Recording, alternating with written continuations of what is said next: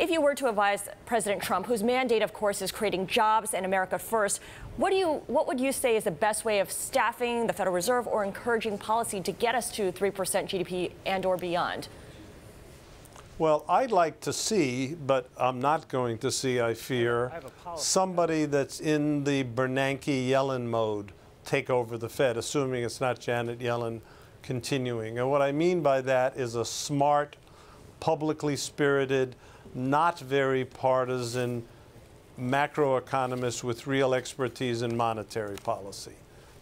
To me, that's the kind of job description. Ben Bernanke and Janet Yellen fit that to a T. As with all Trump appointments, I'm worried about who this guy might put in this case, to such an important job. Well, let me follow that up, Alan, and ask about Gary Cohn, just in the sense of his background. He's a Wall Street guy. He is familiar with the economy, but he's not a PhD economist. Is that automatically disqualifying? We haven't had a lot of experience with non-academic economists running the Fed. Yes. Well, we've had some good ones. I'll name one. I'll name two, Paul Volcker and Alan Greenspan. So that was pretty good. Now, they were professional economists. They knew their stuff. They were very familiar with the Federal Reserve and monetary policy and other aspects of the Federal Reserve as well. And they both made very good Fed chairmen. Volcker, fabulous.